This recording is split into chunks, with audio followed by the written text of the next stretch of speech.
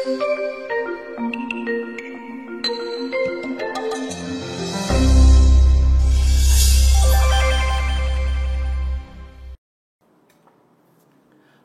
27, verse 5. Open rebuke is better than secret love.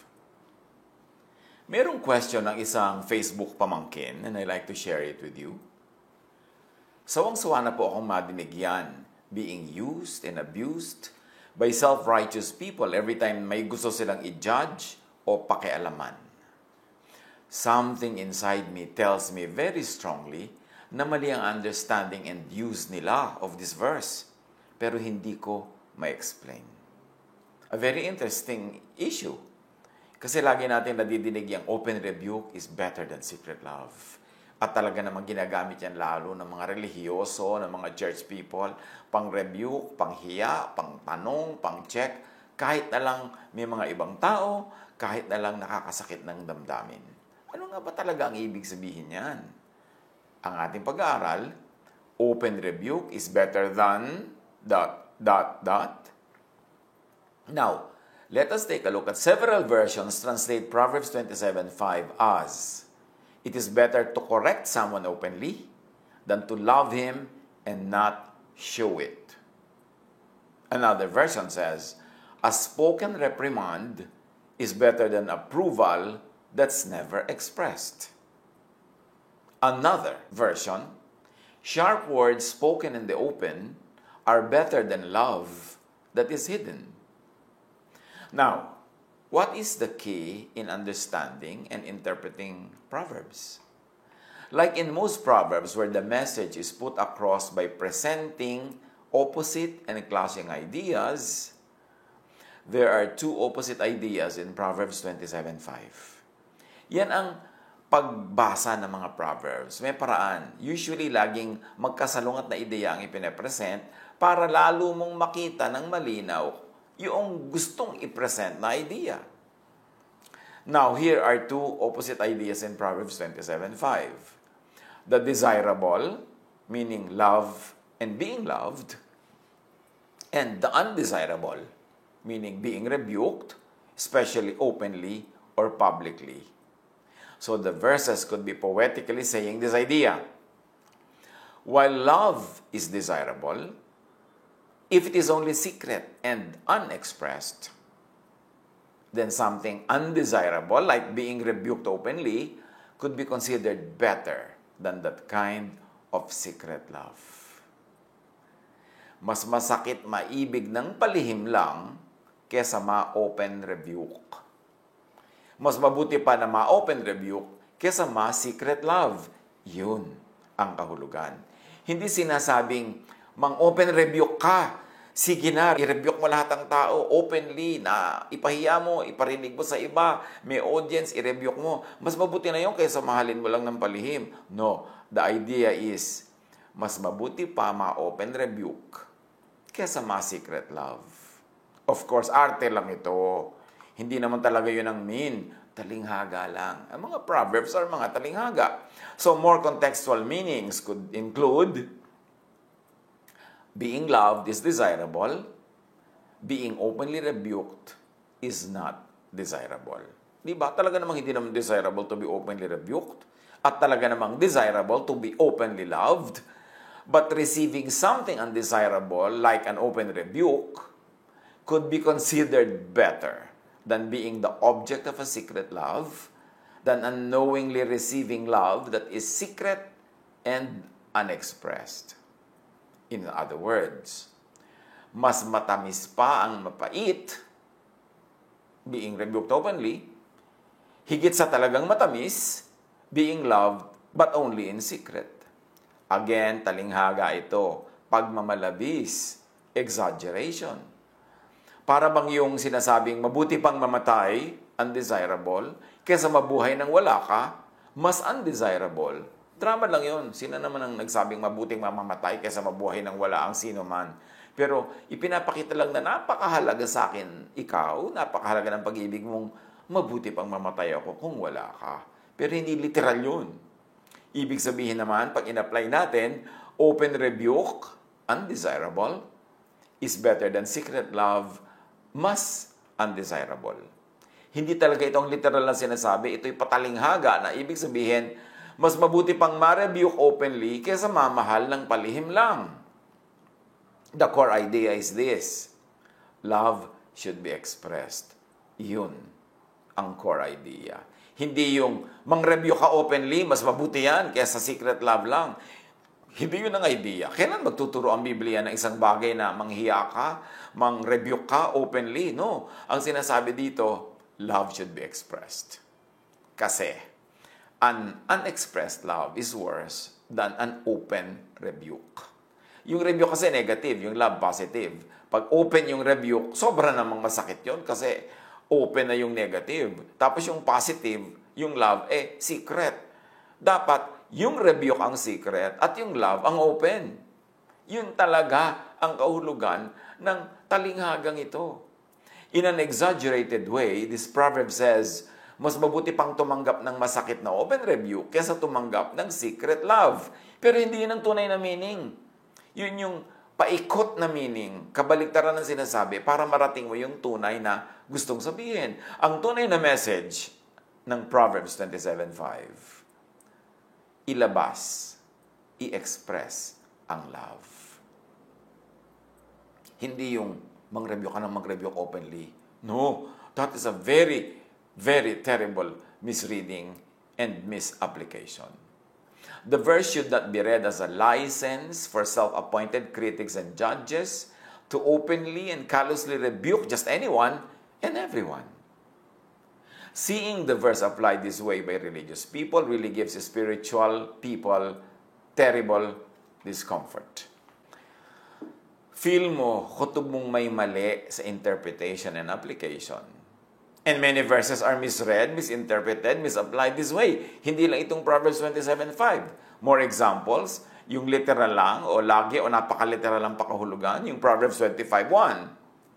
Considering every and all verses as God's very own word, to be applied literally in any and all circumstances, no matter the context, unkindness of literal and absolute imposition, and unjesusness or ungodliness of the mode of application.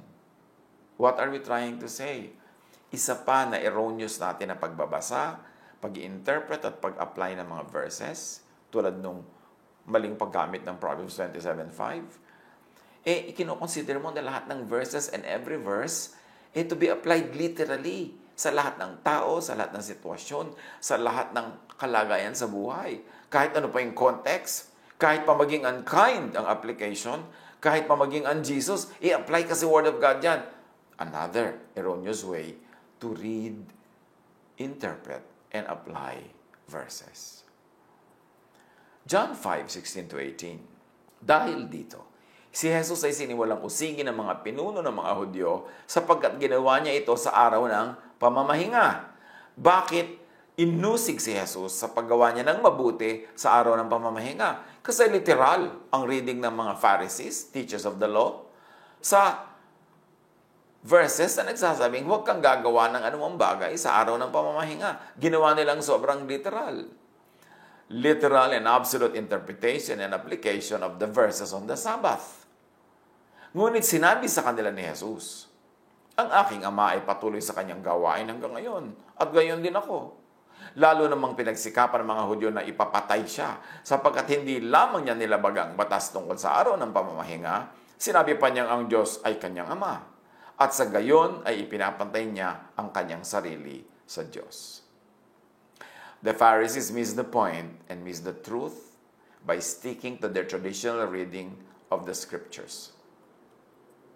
Sa Jeremiah 14:14, subalit ganito ang sagot ni Yahweh, pawang kasinungalingan ang sinasabi ng mga propetang yan, hindi ko sila isinugo, inutusan o kinausap man. Ang mga pangitain kanilang sinasabi sa inyo ay hindi galing sa akin, kundi pawang kathang-isip lamang nila. Tapos maraming verses, scriptures, and prophecies ay hindi naman talaga galing sa Diyos, pero halos mamatay, magpakamatay, at pumatay ang iba, masunod lang yon. Ay prophecy yan, ay vision yan, ay verse yan. Pero sabi ng Diyos through the prophet, Ang dami-dami niyong inaakalang sabi ko pero hindi ako may sabi. Ang dami-dami niyong inaakalang propeta yan pero hindi ko yung sinugo, hindi ko yung kinakausap. So gaano karami doon? Ang napakamali ang pag-apply natin, yung pala hindi naman talaga Diyos ang may sabi. Kasi ang paniniwala ng iba, dahil verse yan, dapat sundin kahit magdusa. Matthew 12:1-7, isang araw ng pamamahinga, dumaan si na Jesus sa triguhan. Nagugutom ang kanyang mga alagad noon, kaya't kumuha ng mga butil ng trigo at kumain yon. Nang makita ito ng mga Pariseo, sinabi nila sa kanya, tingnan mo ang ginagawa ng iyong mga alagad. Mahigpit yang ipinagbabawal ng kautusan sa araw ng pamamahinga. Sumagot si Jesus, hindi ba ninyo nabasa ang ginawa ni David nung magutom siya at ang kanyang mga kasama? Pumasok siya sa bahay ng Diyos. Kumain ng tinapay na handog at pinakain din niya ang kanyang mga kasama. Labag sa kautusan ang ginawa nila sapagkat ang mga pari lamang na may karapatang kumain yun.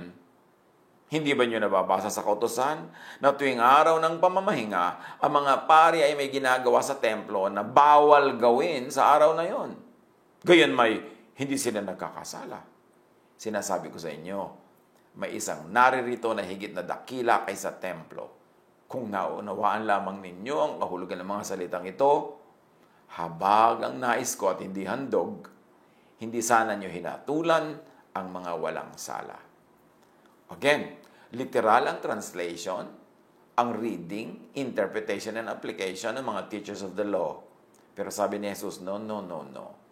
Napakaliteral ng pagbasa nyo na walang gagawin. Bawal kainin ito. Hindi dapat gawin yon. Pero ang daming examples. Tulad ni David, ginawa niya ang bawal, kinain niya ang bawal, pero hindi naman nagalit sa kanya ang Diyos. Ako gumagawa ng mabuti, nagagalit kayo, pero hindi nagagalit ang Diyos. Hindi literal na walang dapat gawin o walang pwedeng gawin. Kasi ang paggawa ng mabuti ay dapat gawin kahit Sabbath. At sinabi niya, merong higit kaysa sa templo. Ako yun, sabi ni Jesus. Ang sinasabi ko ay higit kaysa sa mga kautusan ng templo. Ang ginagawa ko ay higit sa mga kaugalian na pinauso ng templo. Kaya when I break the Sabbath according to your interpretation, I'm actually doing everyone something good. So, hindi literal. Ang problema, pag binabasa yung Proverbs 27:5, literal. Pag binabasa yung maraming verses, literal. Kahit na kabastusan na mang-rebuke openly, sasabihin pa nila, sabi kasi yan ang verse. Common sense tells you na hindi dapat ganun ang reading nun. Kasi un-Jesus, unkind, impolite yung nagiging bunga. So something tells you mali ang pagbasa. Ang daming verses, ganon.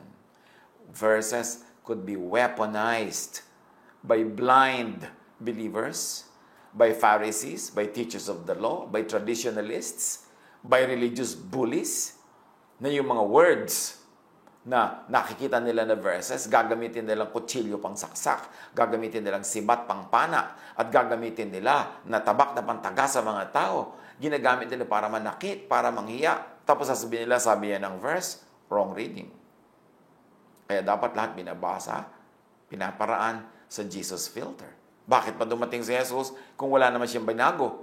Ang dami nga niyang binago, pati kayang Sabat, pinakamahalagang batas yun sa kanila eh. Kaya yun ang kanyang lagi ng binrake para ipakitang no. Mali ang reading nyo sa verses. Dapat ang mga verses ay pinapakinabangan, hindi ginagamit na pangpahirap sa tao. Sabi niya, Sabbath was made for man, not man for the Sabbath. So, paano magiging approved ng Diyos yung open rebuke is secret love? Na magre-rebuke ako kasi sabi yan ng verse. Baligtad ang gustong mensahe ng verse na yon, sinabi ng pabaligtad, kasi ganoon ang literary style, patalinghaga na paraan ng pagsasalita ng mga tao noong unang panahon. Mark 2:27, sinabi rin ni Jesus, itinakda ang araw ng pamamahinga para sa tao, hindi nilikha ang tao para sa araw ng pamamahinga. Baligtad yan sa traditional reading and application ng Israel. So, sundan ang halimbawa ni Jesus. Interpret, read, apply the verses in its kind possibilities, not in its unkind possibilities. Kailangan ng paggamit ng mga salita ng verses ay yung nakapagbibigay ng ginhawa, kabaitan, kapahingahan, at pag-ibig. Ito ang dapat tayo maging conscious bilang nagbabasa ng verses. Iwasan ang maling pagbasa. Word by word for word. Naiiba tuloy ang meaning. Huwag panghawakan yung bawat salita, bawat kudlit doon. Kailangan yung kabuuan na ideya ang ating kuhanin at hanguin at i-apply. Matthew 12:10-13, kaya't naaayon sa kautusan ang gumawa ng mabuti sa araw ng pamamahinga, sabi ni Jesus. Samantalang yung literal law, walang gagawin. Kaya nga sa Old Testament, mayroong isang batang lalaki na namumulot ng kahoy, panggatong. Sabbath, pinatay. Sabi ng Diyos, patayin yan. Pero sabi ni Jesus, naaayon sa kautusan ang gumawa ng mabuti sa araw ng pamamahinga. So kung mabuti yung gagawin ng bata na mamulot ng kahoy para makapagluto sila, kung mabuti ang gagawin mo pagaling na may sakit kahit Sabat, kung mabuti ang gagawin mo na hanguin ang isang hayop na nalulunod sa tubig dahil kahit Sabat, edi sabi ni Jesus, edi magandang gawin yun. Kaya may Sabat para sa ikabubuti nyo. Hindi yung napapasama na kayo sa pagsunod, susunod pa rin kayo. Ganon din yung Proverbs 27:5. Alam mo na masama ang open rebuke, nakakasakit ng damdamin, nanghihiya, baka tumigas pa yung puso lalo nung nire-rebuke mo. At ikaw naman nagiging mayabang, nagiging hurtful ang iyong pamamaraan. Paano magiging tama ang pagbasa mo dyan? Paano yan lalampas sa Jesus filter? Paano yan magiging mabuti? So ang mahalaga, pag-aralan ang tunay na kahulugan ng verse. Hindi lang word for word, kundi yung buong sentence, yung buong paragraph, yung buong idea in the context of the tradition, of culture, of the way of life of the people when those verses were being lived by. Kasi siyempre may konteksto ang bawat verse, katulad ng mga Proverbs. Ang tagal na, 1,000 taon na ang lumipas, may mga katotohanan sila noon na pagka in-apply mo yung verse within the context of the truth, effective, powerful, and truthful.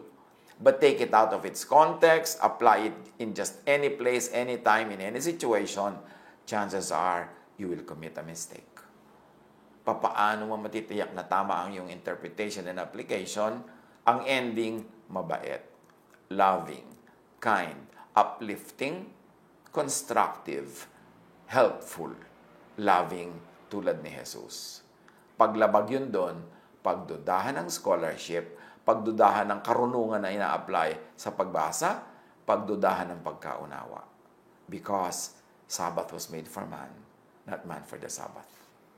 The verses were given to love, to help, to uplift people, to heal, to unite. Hindi yung kabaligtaran. Sa susunod, bago mag-open rebuke, magdahan-dahan, mag-isip-isip kung naiintindihan talaga natin yung tunay na kahulugan ng verse. Parang hindi naman ito napakalaking doktrina, hindi naman ito napakalaking bagay para pag-usapan, pero ang daming nagdurusa, nagdaramdam, nasasaktan, napapahiya, ang daming relationship ang nasisira sa misapplication niyan. Therefore, this is a very important topic also. Remember, open rebuke is better than secret love means kung may love ka, huwag mong gawing secret, i-express mo. Pero huwag kang mang-open rebuke dyan.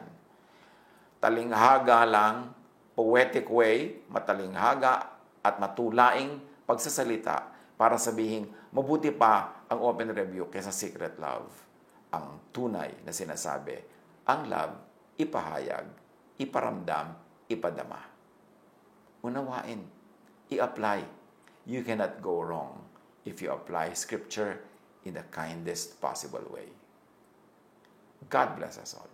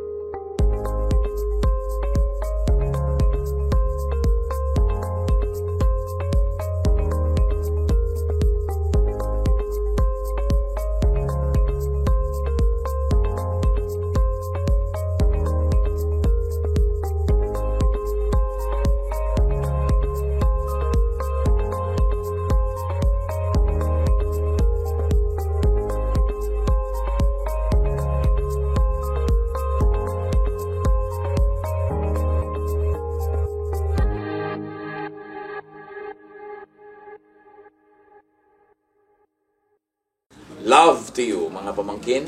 Dito tayo mag-aral ng salita ng Diyos. Dito tayo mag-aral ng mga practical na bagay. Magdalanginan para sa isa't isa. Makinig ng mga mensahe. At dito tayo magsasama-sama spiritually sa ating official Ed Lapis YouTube channel na ang address ay Sabi ni Kuya Ed. Remember, dito tayo ha. Sabi ni Kuya Ed, ang ating official YouTube channel. Do not forget to subscribe. Click the subscribe button and ring the bell for notification. Like, comment, and share our official YouTube channel. Visit Ed Lapis website for daily devotion, audio podcast, latest video message, send your prayer request, subscribe to mailing list and more. Visit edlapis.com.ph.